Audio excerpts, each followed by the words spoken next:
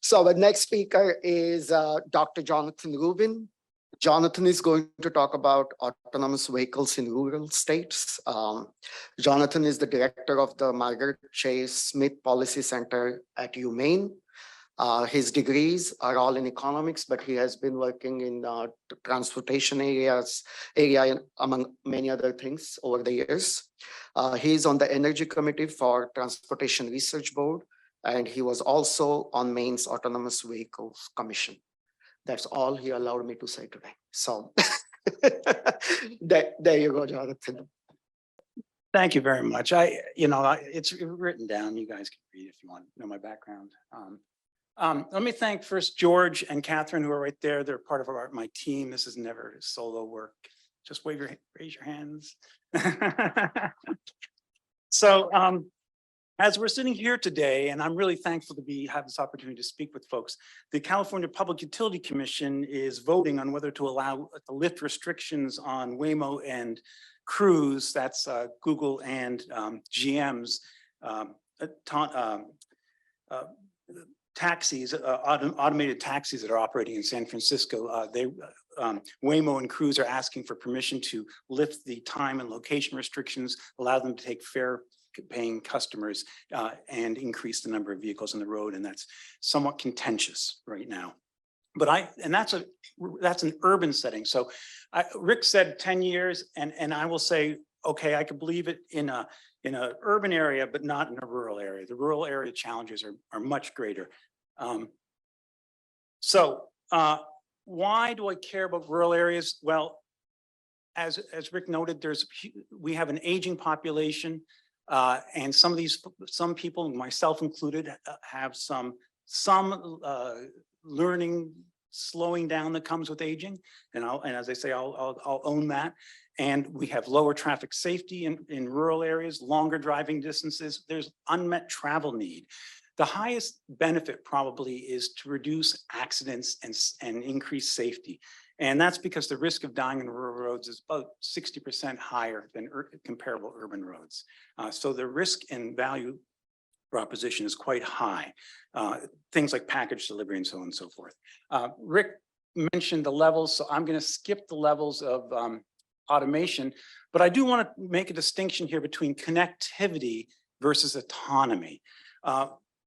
They're not the same, and you get benefits from either, not necessarily, and you get even more benefits synergistically.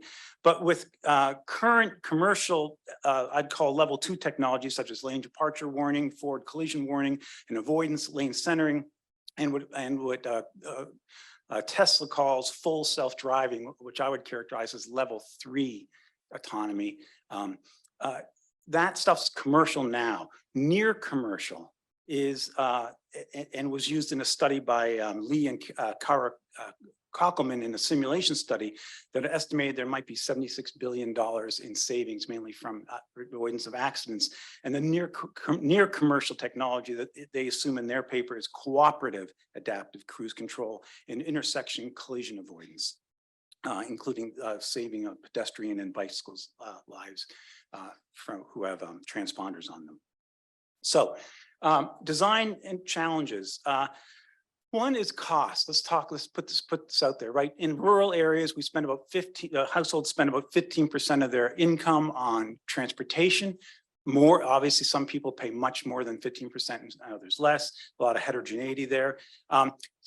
These autonomous vehicles are going to cost more, significantly more.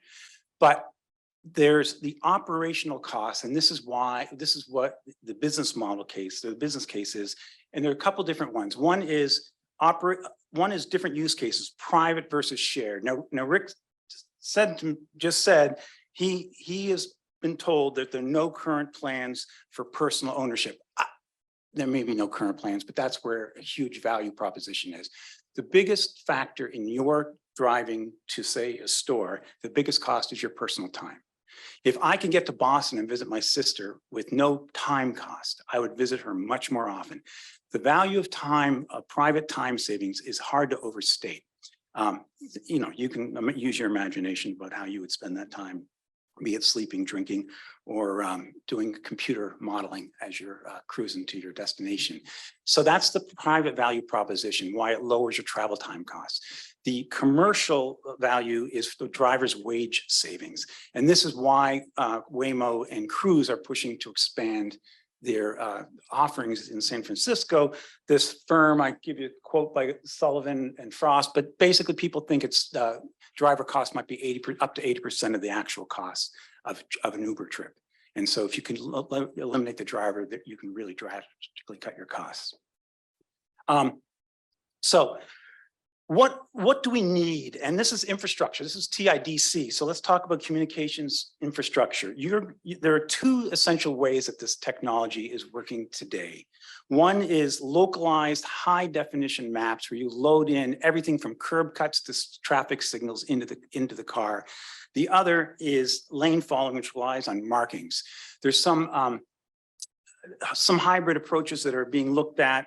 MIT has some demonstration stuff that's it's not really ready for deployment yet, that uses your common GPS with some lane following. And there's also an idea of smart signs where you might have low connectivity, but particular signs that are machine readable by the cars could have a hotspot for those signs, and then they could download, as the car passes, it could download all sorts of information and get updates. So those are coming along. But what are we talking about in terms of just rural infrastructure for lane? So in a rural setting, it's not cost effective to have high definition modeling. Plus you're gonna have vegetation issues. You're gonna have all sorts of issues that you just can't control.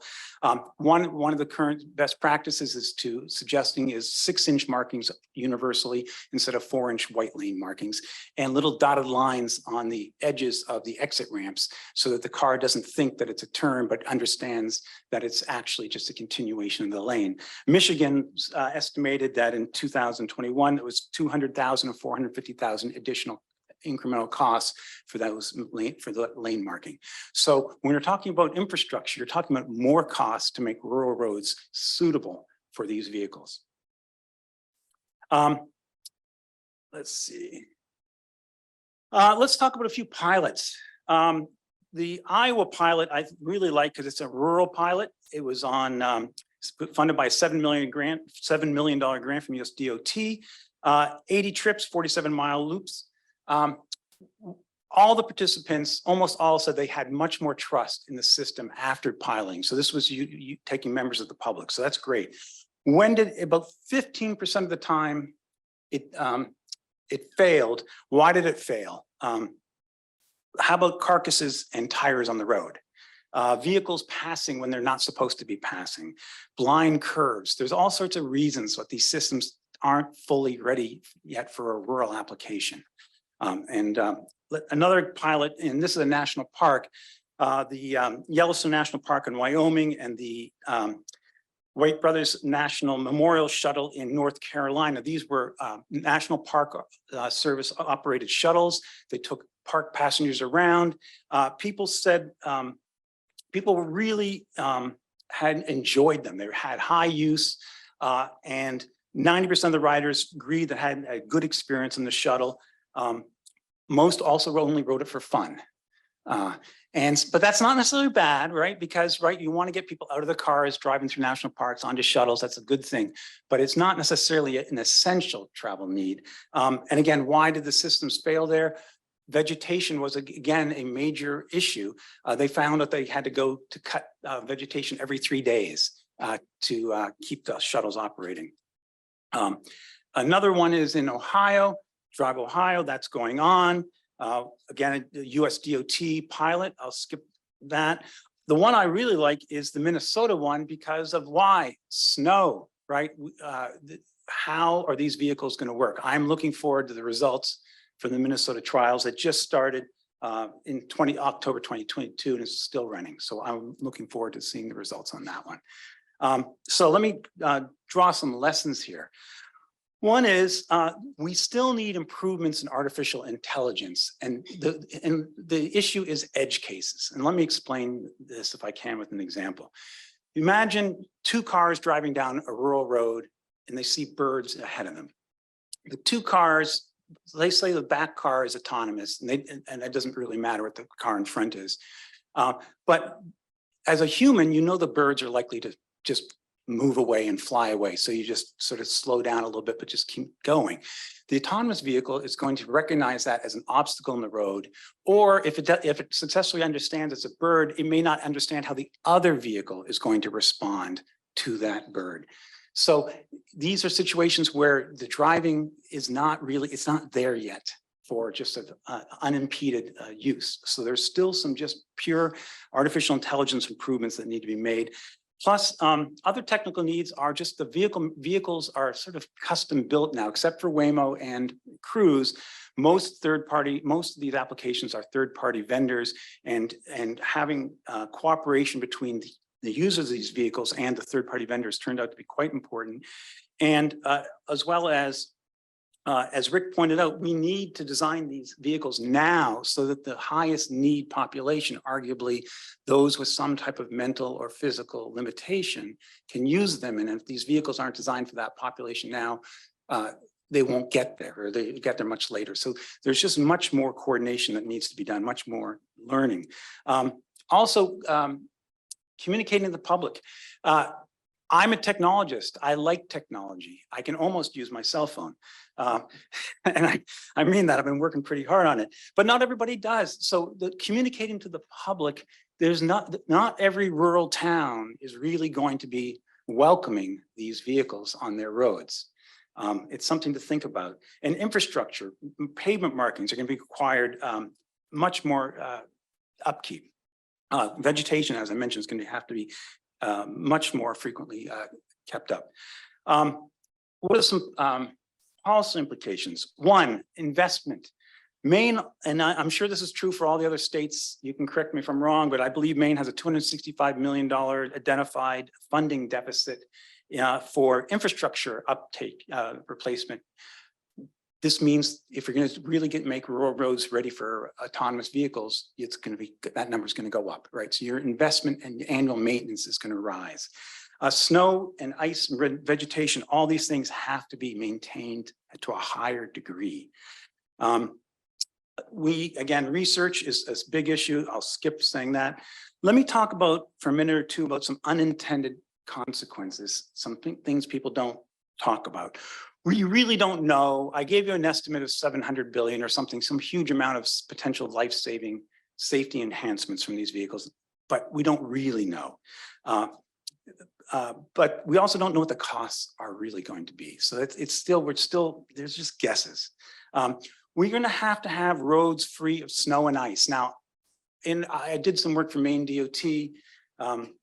We looked at road salt. You think, oh, road salt, who cares about road salt? Well, Maine spends $150 million a year annually in winter road maintenance. And that's 500,000 tons of salt, or 800 pounds per person in Maine. Now, if you have to have bare roads with lane markings for autonomous vehicles, that means the salt is only going to go up. And this is an issue of sustainability that we can't deal with now, let alone to a higher degree of bare pavement policy. That's what that implies. It's also unclear what this means for urban sprawl. And right, if you can truly just go from your Boston or New York job, it's 5 o'clock, take a nap, go home, the urban settlement patterns are likely to get more dispersed. And so this might mean, I would expect, and people argue about this point, but I think that VMT increases are only going to grow with autonomy, because the cost of driving in terms of time or wages to the Uber driver will go down. And so you say, well, who cares, Jonathan? All these vehicles are going to be electric. Well, let me point out that the Ford F-150 Lightning, which is a lovely car, I just test drove it, it has a 100 kilowatt hour battery. The Nissan Leaf has a 40 kilowatt hour battery. Electric vehicles are colloquially known as having a weight problem. They're getting bigger. So that Ford F-150 Lightning is 2.5 Leaf batteries. And that's 2.5 times more material, 2.5 times more energy. Even if it's not gasoline, it's electricity, it's energy that has to be produced. So the question really is also, how are these autonomous vehicles going to fit into a larger sustainability effort that needs to reduce energy, and even a VMT is going to go up. And I'll stop at that. There's some references for those.